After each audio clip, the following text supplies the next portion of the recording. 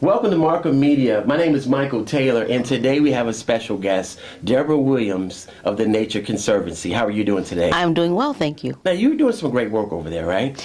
Well, I'm doing the best that I can with wanting to connect the community and the people and all that we're doing, because the prairies are in the community, but we're really working to make them. We're really working to make them a part of the community. Now, how do you do that? How do you make them a part of the community? That's a big question, right? Well, you know what? You first start by recognizing and respecting the community, Okay. wanting to connect with the community, seeing the value, and then finding ways to have conversations that really bring a bridge across the divide that has occurred or that has been present for so many years. Excuse me, because the prairies have been here Forever. for forever. How many acres are the prairies? Well, my understanding is that it's 13% of the land in Markham. So that makes sense. We have an official title, right? Well, official, unofficial, but nobody else has it. It's the prairie capital of the prairie state. Markham is the prairie capital Of the prairie of the state. prairie state. And what does that mean? Because we have 13. What did you say? 13%. It's 13% of the land, but there are 5 prairies and other areas that also we manage, Okay.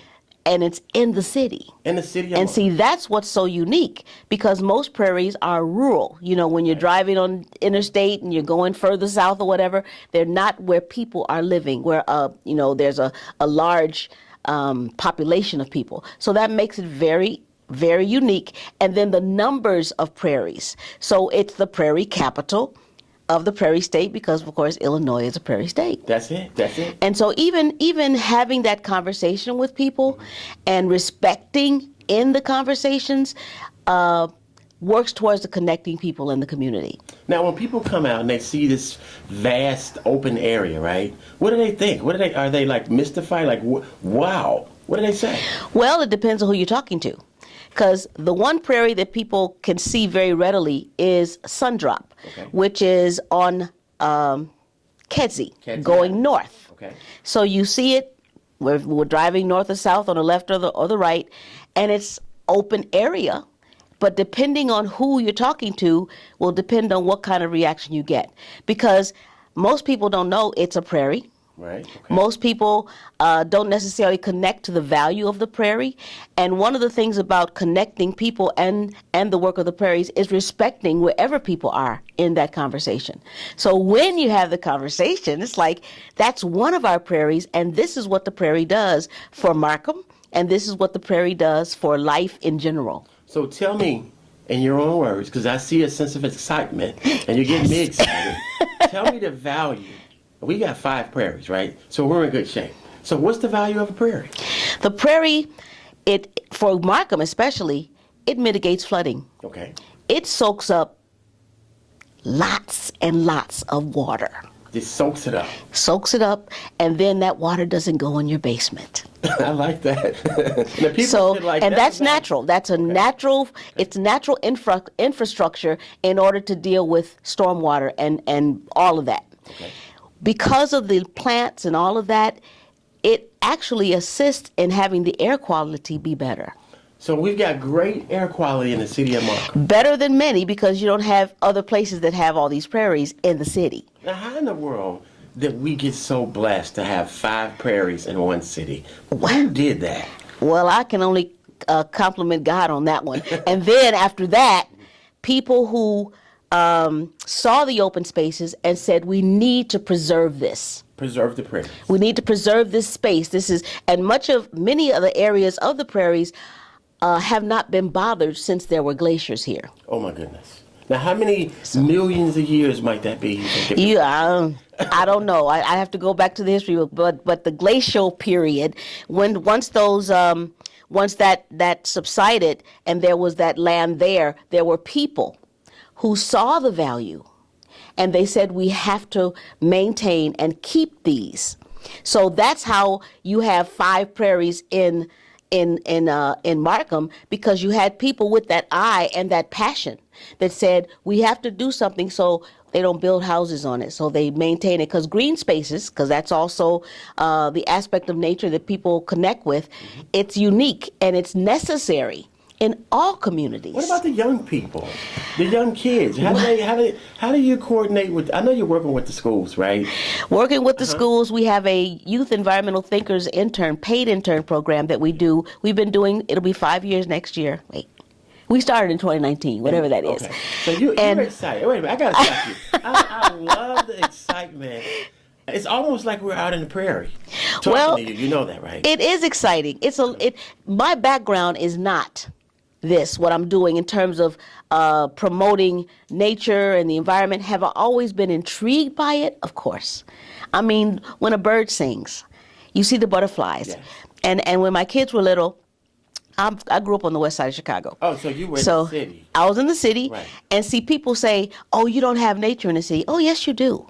Open your door, you're in nature. Right there. You don't even have to open your door. You hear. You hear nature. You hear nature. I'm a farm boy, so I get it. I get it. The sun is everywhere. Yes, it is. So don't tell me I don't have nature because I don't have, open spaces like a prairie. Right. But wherever we are, there's something to embrace that is very unique and a wow factor to nature. You see the butterflies, you see the lightning bugs, Yes. and even now, one of the things that we don't see as much is bugs. We don't see a lot of bugs like For a lot of reasons, and part of that they'll attribute to climate change and those kinds of things, because you have to have habitat. These bugs have to have food to eat. They have to have it. And so the prairies is a place where you have habitat. You have habitat for bugs. You have habitat for snakes.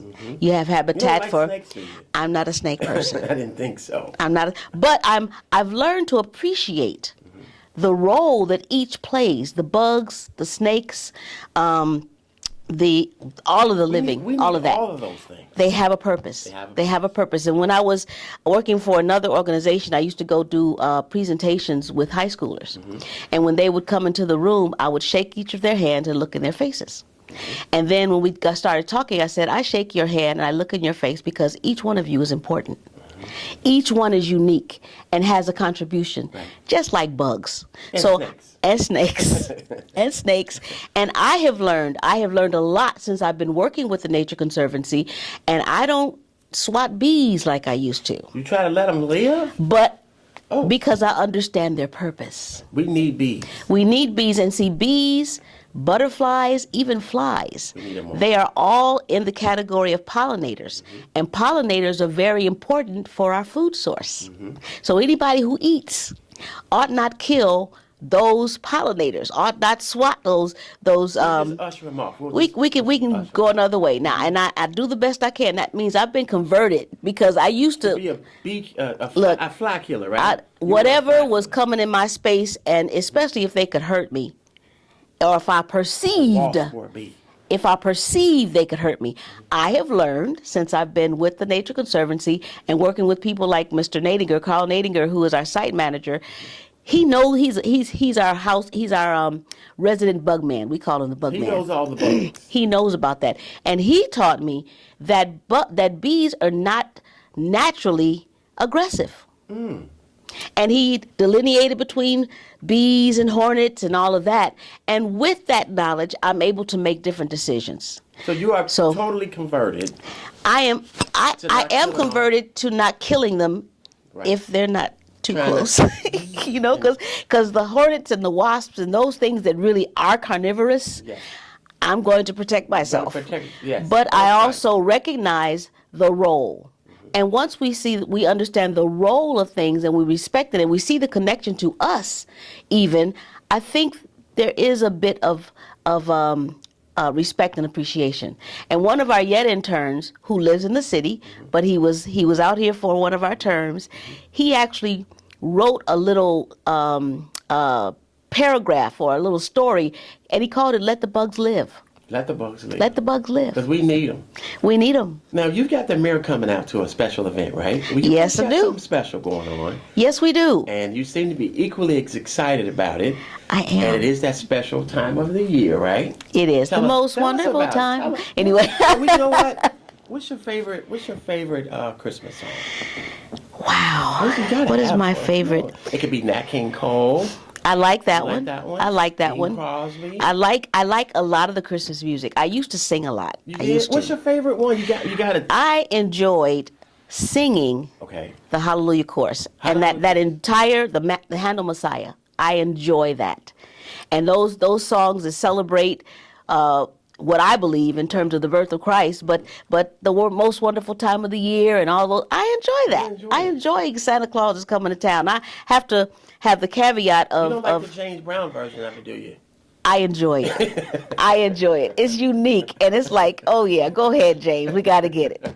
Well, it's coming to the ghetto, right? And actually, I can appreciate it because where I grew up would be referred He was to the coming ghetto. Did he come to the ghetto? Well, see, I remember. Well, I'm not going to say this on the air because we still have children with lots of belief systems. Well, we're gonna let that one go. And I don't want to negate anything. Yes. But when I became aware of some stuff, when I Right. caught my parents Right. I know what you're saying. rapping them, Right. it was like, what? Yeah. But I always had the question, it's like, we don't have a chimney. How does he get He just in? come through the door. Well, But see- places where there's no chimney, Santa Claus comes Look. through the front. However all of that goes. So But, tell me about this tree lighting event, right? Yes. Tell me about it. Tell us everything about it. We just gotta know. Tell us. Well, you asked me about the process of connecting the people Yes. and the prairie and the people. That's how you do it. You find common denominators. Okay. And we have this huge evergreen. How big is it? I don't know, it's huge. You It's don't know, I don't know the size. but it's I just in know our it's minds, huge. Our minds is huge. Well, to decorate it, stands they out. have to use the crane. Yeah, to get up there. it's to really decorate. it's large. It's beautiful. Isn't Yes, it it is. And you were the one that oversaw the whole thing, right? Well, coming up with ideas that we can bring Does it together have a star on the top? people. It does. It has a star at the top. It does. It does. So it's beautiful. Look. Tell me the times and dates people can come out and see this. Well, the community Christmas tree lighting event, which started in 2018.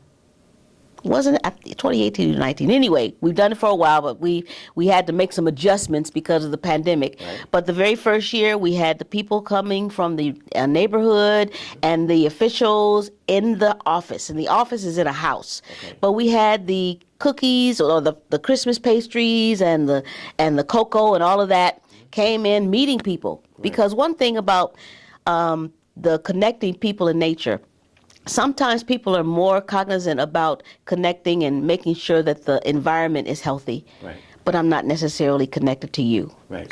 So I like to balance that thing, and I call it connecting people to people and people to nature. Okay. What time does So it? What time it's does it at take 5 place? o'clock on Okay. Tuesday Okay. at 3454 West 155th Street. What time does it start? Starts at 5 o'clock. So tell us again one more time. It's the Markham Community Christmas Tree lighting event. It's on Tuesday, December 13th at 5 o'clock p.m. at 3454 West 155th Street. And it's going to be very nice. We're going to gather in the office initially, and we'll have some cookies, and we'll have cocoa. Some kids from Prairie Hills Junior High are going to be singing. Give us a couple of selections, and then the entire community, city officials. We have my supervisors coming out, Mr. Legg from the Nature Conservancy, and we're just going to get together, meet, greet, maybe sing a Christmas carol or two. We'll see. I'm gonna get up and say that you're gonna sing a Christmas song. I'm gonna put you on the spot. Deborah Williams is gonna sing a song, and But she's requested to sing. Don't do that. Don't do that. I've left all the music to somebody else. I'm just kidding. But we'll go out and we'll plug up the lights. Now, the good thing about it, the Public Works is responsible. The city of Markham is responsible for the decorations. Okay. And the Public Works came out and put everything up. Beautiful So job. we are it's a cooperative event where people and nature come together as we are in this season of celebration with this huge Huge tree. evergreen. So Folks, there you have it. This is Michael Taylor with Deborah Williams, Nature Conservancy.